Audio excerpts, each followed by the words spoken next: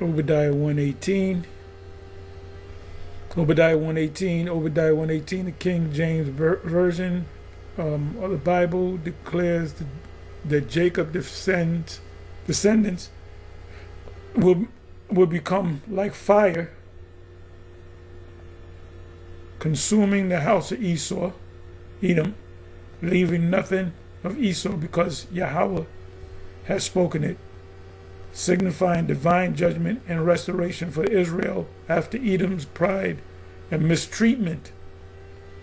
Now you got so-called small hats saying that Rome was the original Edom, the descendants of Rome are the Edomites. You had this one rabbi say that America is the new Edom and it's going to be destroyed. And the rabbi, and I put the video up, and a rabbi put he quoted two scriptures. He quoted Obadiah 1, and he also quoted Jeremiah 49. He quoted a bunch of scriptures on that subject. Anyway, let me go to the Bible Hub.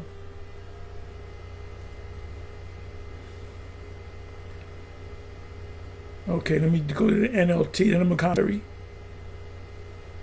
NLT. Where you at, NLT?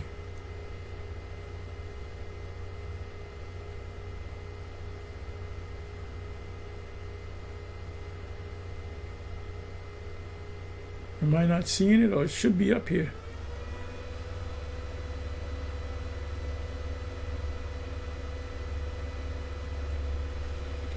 Let me just go to the commentary.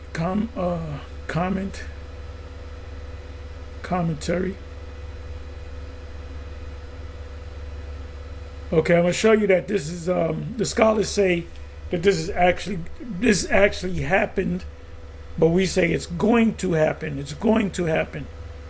This is Cambridge in the Bible Hub. Bible Hub is just a bunch of different commentaries. You might have 10, 12 commentaries. You might have the Burns, Matthew Henry's pulpit commentary.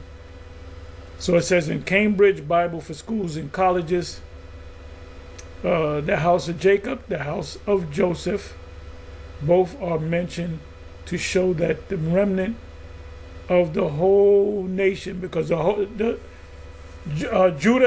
is not the whole nation. The kingdom of Israel, or the kingdom of Judah, is not the whole nation. Joseph is not the whole nation. Ephraim is not the whole nation. And the reason why it mentions the house of Jacob and the house of Joseph. House of Jacob refers to the whole nation of Israel, but it also sometimes in Scripture is talking about Jacob. Sometimes it's talking about the kingdom of Judah. That's why it says the house of Jacob, the house of Joseph, which represent the rest of the tribes. For you newer people out there, both are mentioned to show that the remnant of the whole nation, not only of the two tribes, which is Judah, Benjamin, actually it's three tribes, and Levi. Levi got back with him. Because remember, they were pushed out by Jeroboam. They pushed them out, and they made priests of the lowest of the people. In other words, people of the other tribes that were not Levites.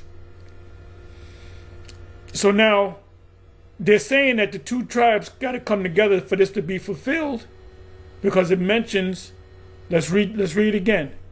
Jacob shall be a fire, and Joseph a flame. So they mentioned that they're going to have to come together. So this is what they're going to say. Let me keep reading.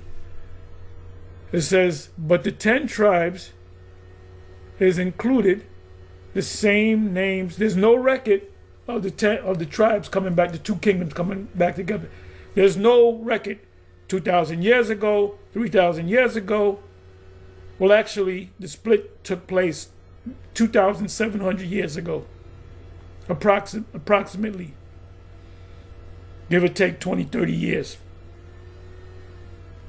So there's no record of the kingdom of Judah and the kingdom of Israel coming back together for the last 2,700 years. The same, so Obadiah 1:18 cannot take place unless and until the two nations come back together. So this prophecy is yet to come to pass. The same names are used to describe the entire nation in Psalm 77:15, Hebrews 16, Psalms 80, verse 1, Hebrews 2, Psalms 81, verse 4 and 5, Hebrews 5, 6. Any remaining survivor, punishments are denounced against Edom or the Edomites as a nation is quite distinct from the earlier punishment of which the nations are summoned to be the instruments. Obadiah 1, which is one chapter long, of course, 1 and 2. It is that final destruction which they suffered at the hands of Judah only. Right, there you go. Because it was during the time of Judah Maccabeus. So it even gives you the scripture. It goes. Let me do this. Okay, Jews only. First of Judas Maccabeus, and then in their total extermination. Denote that didn't happen because remember, the two kingdoms didn't come together during the time of John Hyrcanus. All right. So they're telling you that was partially fulfilled with the Maccabees. I believe that's First Maccabees 5, if I'm not mistaken. I know it's the 5th chapter. I'm almost positive it's First Maccabees chapter 5. When they burnt them up too. So now they're saying, oh, when it actually happened is when John Hyrcanus had a lot of them killed. And he didn't kill all of them. You go to the Josephus, he didn't kill all of them. He killed a lot of them, but he spared a lot of them and said, you got to keep the law, statutes, and commandments. And they say, yeah, anything outside of getting killed. So Judah, the kingdom of Judah and the kingdom of Joseph, or the kingdom of Israel, did not come together during the time of Judas Maccabees. Neither did it come together during the time of John Hyrcanus. Now it doesn't say whether he's the first or the second, but he's a relative of the Maccabeus family. So that right there, that when you say total extermination, that's bullshit. Total extermination did not take place during John's time. Remember, some of them he spared. He said, "But you got to keep these laws," and that's where you get a lot of them coming from, the Levant and up in the Caucasus, man. So you had a split among Esau, the Edomites. You had some that stayed down in Mount Seir, in that area south of the Levant.